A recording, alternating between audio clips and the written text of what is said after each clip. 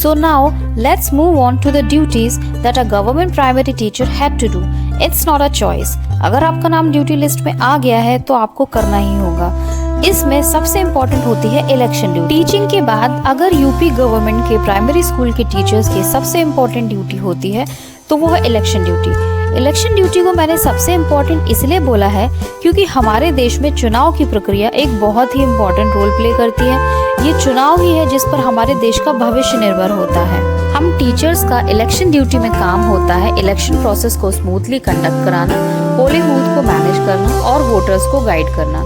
Election duty के दौरान हमें बहुत सारी समस्याओं का भी सामना करना पड़ता है, जैसे ये ड्यूटी पूरे 2 दिन की होती है और इसमें बहुत ही स्ट्रिक्ट प्रोटोकॉल्स को फॉलो किया जाता है।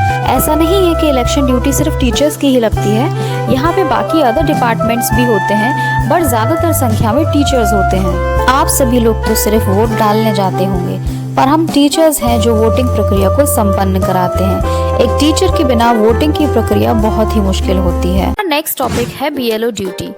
इलेक्शन ड्यूटी की जैसे ही बीएलओ ड्यूटी भी एक टीचर के लिए बहुत इंपॉर्टेंट ड्यूटी होती है। बीएलओ यानी बूथ लेवल ऑफिसर। बीएलओ का काम होता है अपने असाइन किए गए मतदान केंद्र पर अपने वोटर्स से रिलेटेड सभी इंफॉर्मेशन को संभालना और उसे समय समय पर अपडेट करना। इसके अलावा बीएलओ की और भी ड्यूटीज होती हैं, जैसे वोटर लिस्ट वेरीफाई करना, न्यू वोटर्स का रजिस्ट्रेशन करना, मतदान जागरूकता कार्यक्रम करना, चुनाव के दौरान मतदान स्थल पर मौजूद रहना, चुनाव के संपन्न होने के बाद चुनाव को रिपोर्टिंग और फीडबैक देना। बीएलओ ड्यूटी करने के लिए भी टीचर्स को कुछ मेहनताना सरकार द्वारा दिया जाता है। भारत की जनगणना के बारे में वैसे तो सभी ने सुना होगा।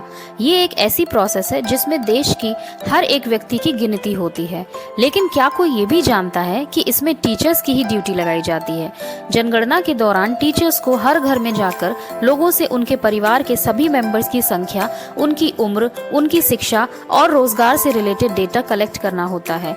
इस ड्यूटी में भी सरकार द्वारा टीचर्स को मेहनताना दिया जाता है, लेकिन इसके साथ ही साथ जनगणना करने के दौरान उन्हें कई तरह के चैलेंजेस फेस करने पड़ते हैं, जैसे दूर दराज के इलाकों में जाना, लोगों को समझाना और उनका भरोसा जीतना।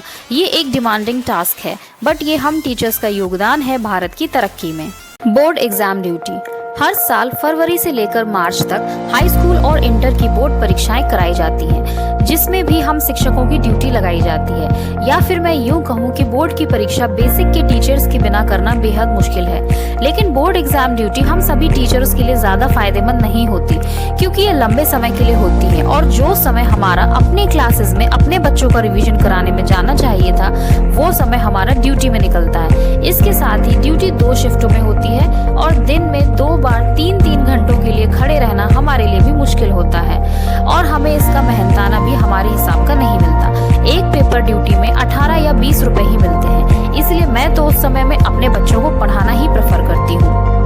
बोर्ड परीक्षाओं के अलावा टीचर्स की ड्यूटी कॉम्पिटिटिव एग्जाम्स की परीक्षाओं में भी लगाती है, और सच बताऊं तो ये मुझे पर्सनली बहुत अच्छी लगती है, क्योंकि ये ज्यादातर शनिवार और रविवार को लगती है, जिसका प्रतिकर अवकाश मिल जाता है। इसमें मेहनताना भी ज्यादा मिलता है। एक मीटिंग के 1000 रुपए और 2 मीटिंग के 1500 रुपए cash on the day of the duty मिल जाते हैं। तो भाई, जब काम का पैसा अच्छा मिले तो काम करने में क्या समस्या। ये 1 या 2 दिन की होती है, तो इससे हमारे स्कूल के बच्चों का नुकसान नहीं होता, जबकि बोर्ड एग्जाम्स वर्किंग डे में होने से और ज्यादा दिनों तक चलने से हमारी क्लास के बच्चों के पढ़ने का रिदम डिस्टर्ब हो जाता है। NILP सर्वे। वैसे तो ये एकदम नया शब्द है, इससे पहले आपने कभी भी बेसिक विभाग में ये शब्द नहीं सुना होगा। NILP सर्वे में हम टीचर्स को गांव के निरक्षर व्यक्तियों की पहचान की जाती है। इसके बाद गांव के ही जो पढ़े लिखे कुछ व्यक्ति होते हैं, उनमें से किसी एक व्यक्ति को वॉलेंटियर बनाकर इन सभी निरक्षर व्यक्तियों को पढ़ाने के लिए बोला जाता है। NILP की परीक्षा साल में 2 बार होती है। ये परीक्षाएं सिर्फ संडे को ही रखी जाती हैं। परीक्षा के बाद इन सभी व्यक्ति की कॉपीज को हमारे BRC भिजवाया जाता है। इस परीक्षा ड्यूटी का भी कोई भी मेहनताना नहीं दिया जाता है।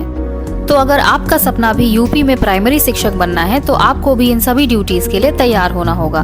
बाकी आपको वीडियो कैसा लगा है मुझे कमेंट सेक्शन में जरूर बताइएगा। And thank you for watching the video and have a good day.